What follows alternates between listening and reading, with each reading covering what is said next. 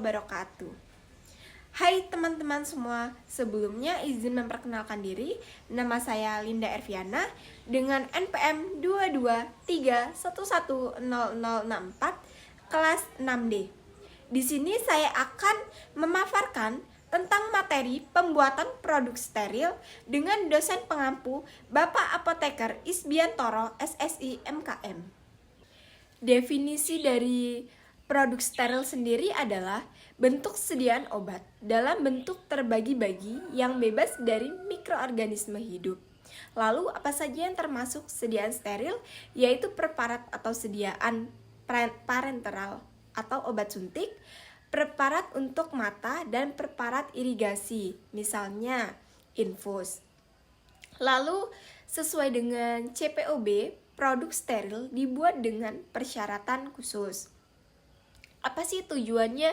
Yaitu untuk memperkecil resiko pencemaran mikroba, partikulat, dan pirogen yang sangat tergantung dari keterampilan, pelatihan, dan sikap personalia yang terlibat dalam pembuatan. Lalu proses pembuatan produk steril tersebut secara garis besar, proses pembuatan produk steril dibagi menjadi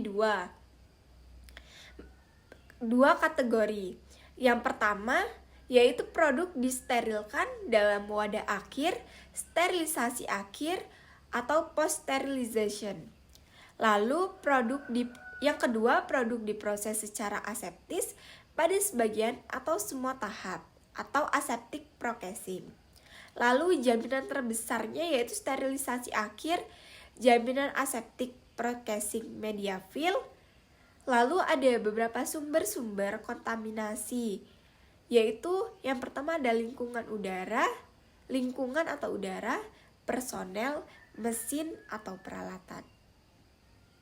Lalu, udara atau lingkungan. Udara merupakan sumber kontaminan utama dalam proses pembuatan obat.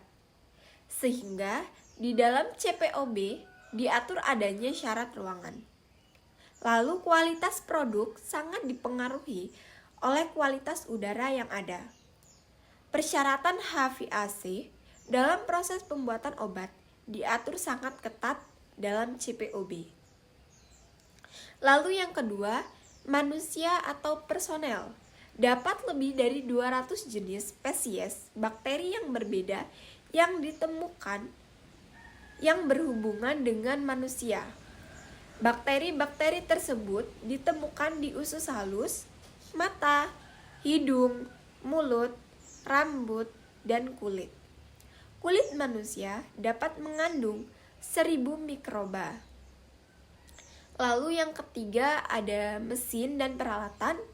Meskipun terlihat sangat halus, permukaan mesin atau peralatan dapat menjadi gudang bakteri. Lalu apa itu permukaan kritis? Permukaan kritis atau critical surface, permukaan yang bersentuhan langsung atau berakibat langsung terhadap sterilitas produk, wadah atau penutupnya. Permukaan kritis ini harus senantiasa dijaga sterilisasinya sebelum dan selama proses produksi berlangsung. Lalu terdapat persyaratan CPOB pada tahun 2018 tentang pembuatan produk steril. Yaitu yang pertama umum, yang kedua personalia, yang ketiga bangunan atau fasilitas, yang keempat peralatan, yang kelima sanitasi, yang keenam air, yang ketujuh pengolahan, yang kedelapan sterilisasi, yang kesembilan filtrasi. Produk yang tidak dapat disterilkan dalam wadah akhirnya. Lalu yang ke-10 penyelesaian produk steril. Yang ke-11 pengawasan mutu. Lalu terdapat bangunan dan desain bangunan. Yang pertama ada klasifikasi ruang bersih dan sarana udara bersih. Area bersih untuk pembuatan produk steril digolongkan berdasarkan karakteristik lingkungan yang dipersyaratkan. Lalu tiap kegiatan pembuatan membutuhkan tingkat kebersihan ruangan yang sesuai dalam keadaan operasional. Untuk meminimalkan resiko kontaminasi oleh partikulat dan atau mikroba pada produk atau bahan yang ditangani. Lalu ada kondisi operasional dan non-operasional.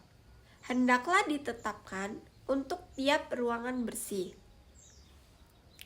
Lalu untuk keadaan non-operasional, dalam kondisi di mana fasilitas telah terpasang dan beroperasi lengkap dengan peralatan produksi tetapi tidak ada personel. Lalu untuk kondisi operasionalnya adalah kondisi di mana fasilitas dalam keadaan berjalan sesuai modus pengoperasian yang ditetapkan dengan sejumlah tertentu personel yang sedang bekerja. Lalu pada pembuatan produk steril dibedakan menjadi 4 kelas kebersihan. Yang pertama kelas A, yaitu zona untuk kegiatan yang beresiko tinggi, misalnya zona pengisian wadah tutup karet, ampul, dan vial terbuka. Penyambungan secara aseptis. Umumnya kondisi ini dicapai dengan memasang unit aliran udara laminar atau laminar air flow di tempat kerja. Lalu sistem udara laminar hendaklah mengalir udara dengan kecepatan merata berkisaran 0,36 sampai 0,54 per detik. Nilai acuan pada posisi kerja dalam ruang bersih terbuka. Keadaan laminar yang selalu terjaga hendaklah dibuktikan dan divalidasi. Aliran udara searah berkecepatan lebih rendah dapat digunakan pada isolator. Pada isolator tertutup dan kotak bersarung tangan atau RAPS Restriction Access Barrier System. Lalu untuk kelas B-nya yaitu untuk pembuatan dan pengisian secara aseptis. Kelas ini adalah lingkungan latar belakang untuk zona kelas A.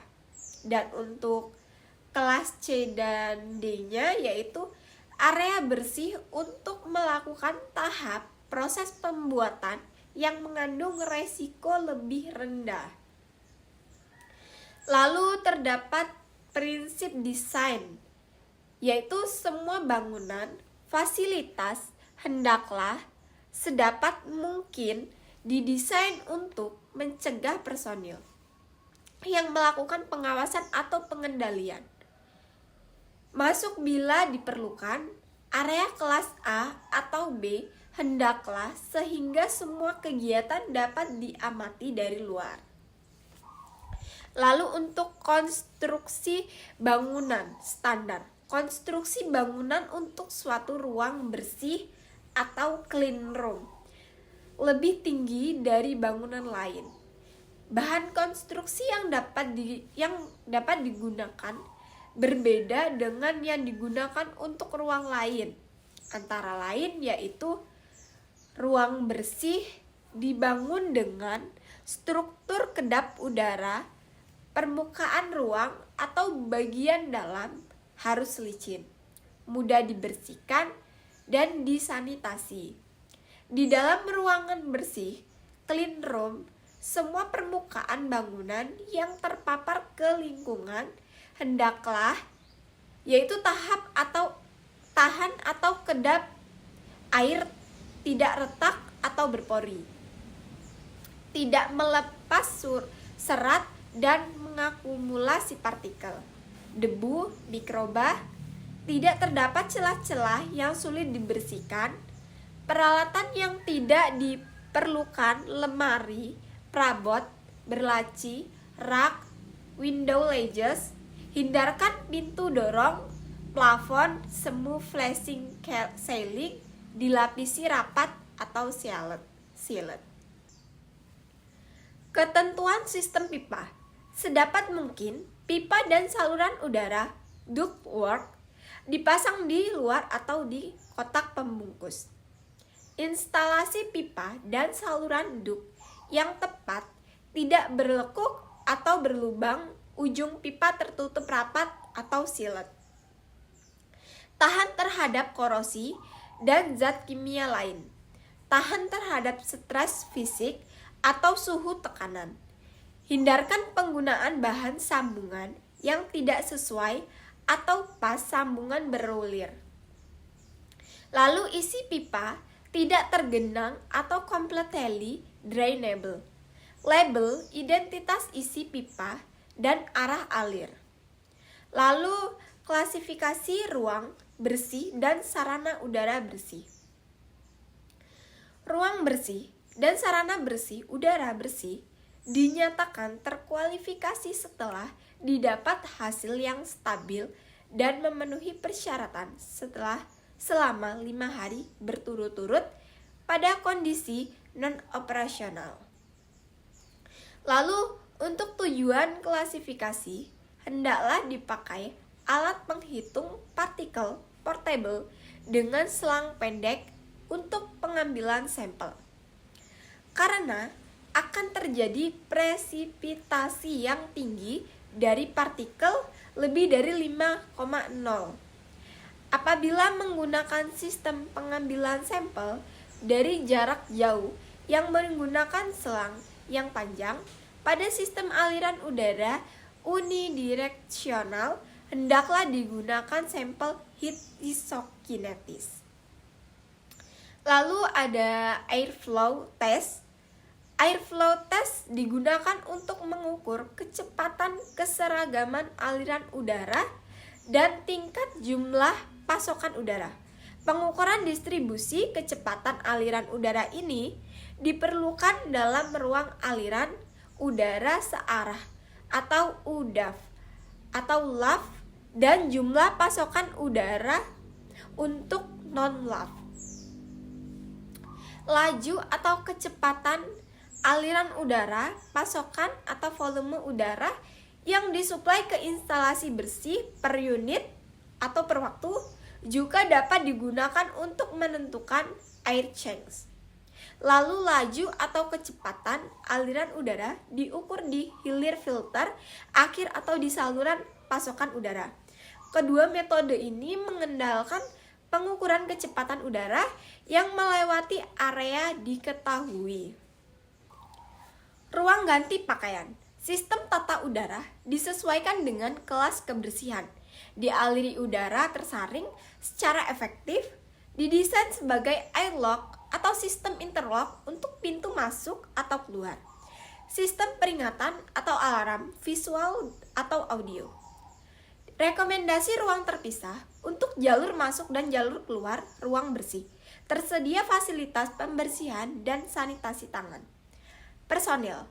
Hanya personil dalam jumlah terbatas yang diperlukan boleh berada di area bersih. Hal ini penting khususnya pada proses aseptik. Inspeksi dan pengawasan dilaksanakan sedapat mungkin dari luar area bersih.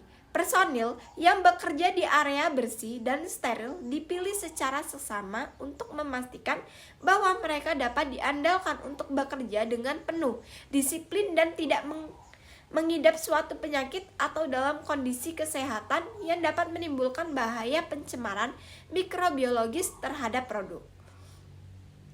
Personel yang memasuki area bersih atau area steril harus mengganti dan mengenakan pakaian khusus yang juga mencakup penutup kepala dan kaki.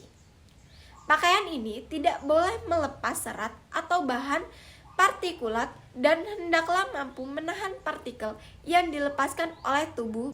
Baju steril. Bahan yang tidak diizinkan di ruang bersih, bahan yang melepaskan serat seperti karton dan kertas, kemasan kardus harus dilepas dan barang-barang harus ditempatkan ke dalam wadah non-kardus. Kayu, misalnya palet kayu. Grafik yang tidak dirancang, fasilitas pembersih, yaitu vakum, semua permukaan yang dapat diakses. Yang kedua, bersihkan permukaan dengan larutan pembersih. Yang ketiga, mengepel lantai menggunakan kain pel, polyester, bahan bebas serat yang dipasang pada gagang baja tahan karat. Baik, itulah tadi materi yang saya paparkan. Apabila ada kesalahan, saya mohon maaf. Saya akhiri, wabillahi taufik wal hidayah. Wassalamualaikum warahmatullahi wabarakatuh.